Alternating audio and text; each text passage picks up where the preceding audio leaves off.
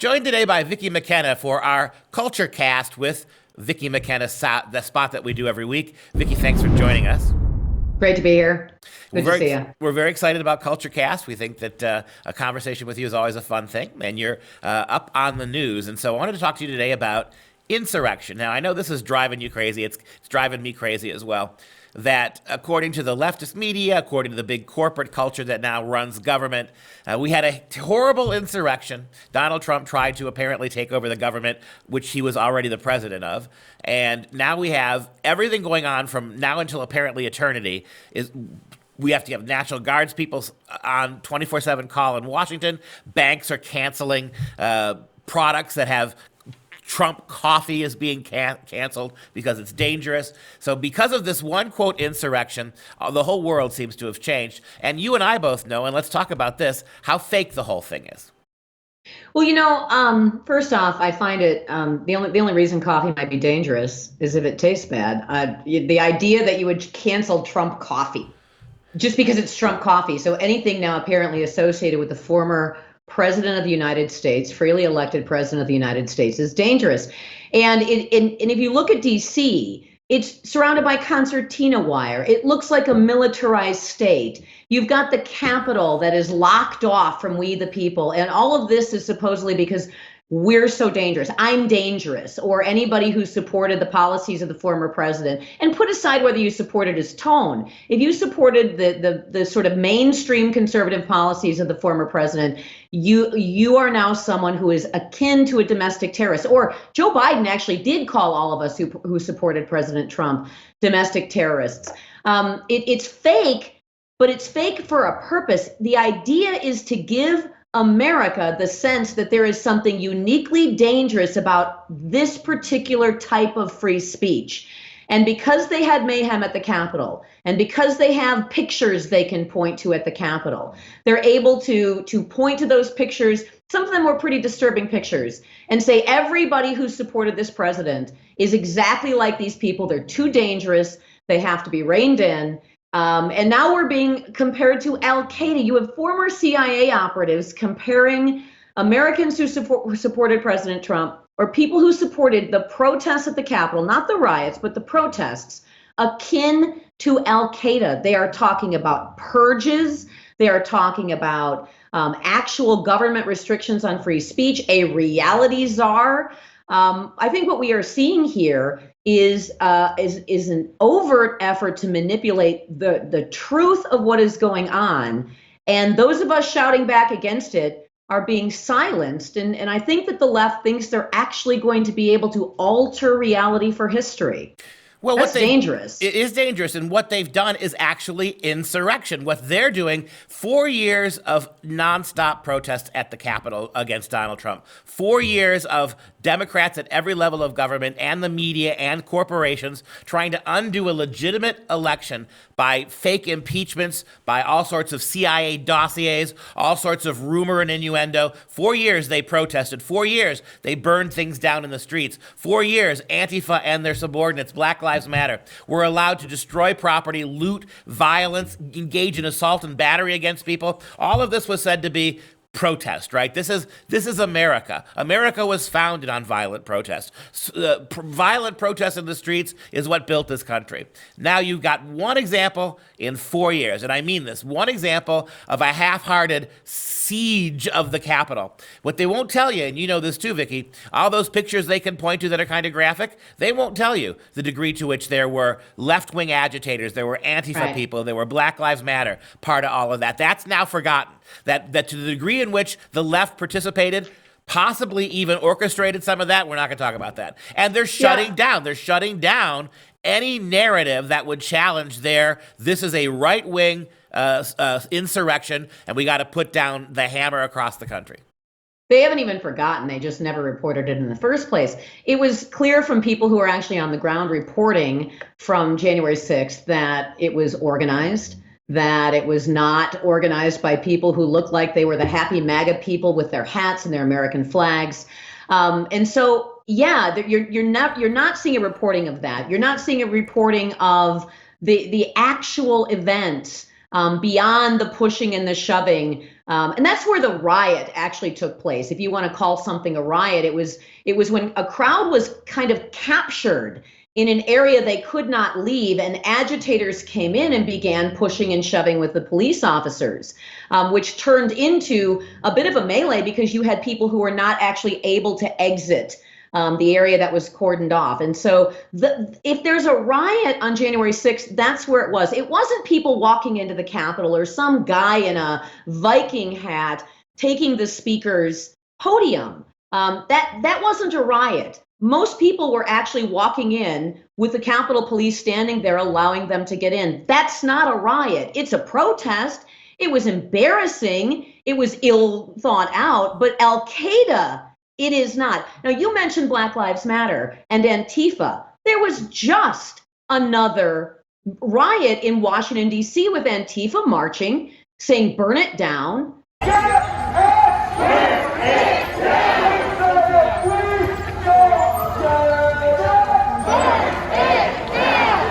You just had an actual riot that resulted in property damage and fires in St. Louis. And that was one that was enthusiastically endorsed by folks affiliated with Black Lives Matter. You had a Democratic Representative, Cori Bush, who just tweeted out Martin Luther King Jr.'s quotes in support of the St. Louis riot at the jail.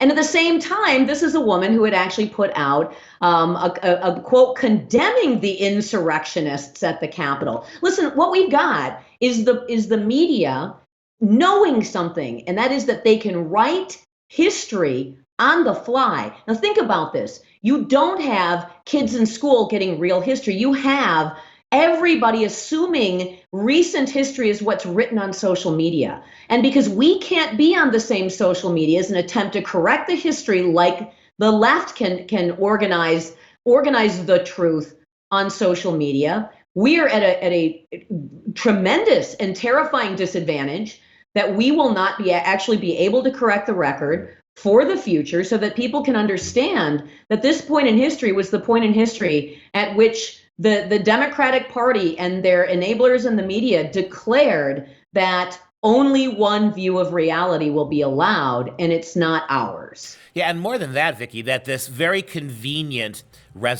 insurrection, because it was really convenient for the left, because from that moment on, we no longer had to talk about a contested election. We no longer had to talk about the possibility of voter fraud. Republican politicians wiped their brow and said, "Whew, we don't have to investigate anything anymore. This happened." I think some of the Republicans, like people like Mitt Romney, were as happy or happier that it happened in the mainstream media. But I want to focus this a little bit more. You're exactly right. The broad implications of the left being able to create their own historical narratives as they're unfolding is a huge problem. I don't see an answer to it, but in the moment of the insurrection, is it fair to say that if we look at what the definition of insurrection is, in this country, an insurrection would be an attempt to undermine the Constitution? It would be an effort to do away with the checks and balances that separate the three forms of government, right?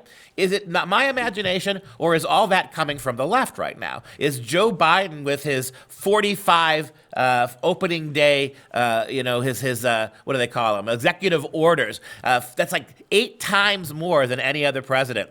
When he's being asked about it, even by the Wall Street Journal and the New York Times asked him, "What are you doing with all of these?" He said, "I'm not creating law. No.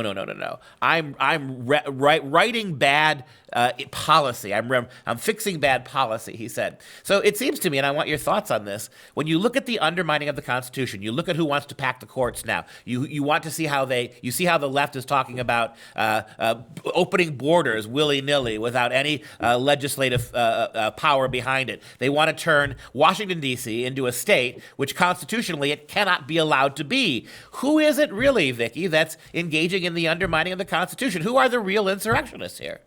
Well, I agree with you, and I think that if you're from my perspective or your perspective, obviously there's been an insurrection that has been going on at least for the last 4 years. And some people would argue going back to the Obama administration, where you have an overt undermining of the process of government, that we the people, remember that whole by the people, for the people, that we the people could engage. We have been foreclosed from engaging and having an influence in government, even if you want to roll back to when suddenly so much spending was deemed automatic, and our members of Congress had no control over 85% of the budget, which is still going on, incidentally. Certainly the Mueller investigation is a good example of how you had an empowered administrative state, or as President Trump would have said, a deep state that was aligned against the Constitution, did not like the idea of a populist uprising. And by the way, populist uprising was known as the 2016 election, where individual citizens went and voted for a different kind of leadership. You can't have that. And so we saw a reaction to that. You do not want to permit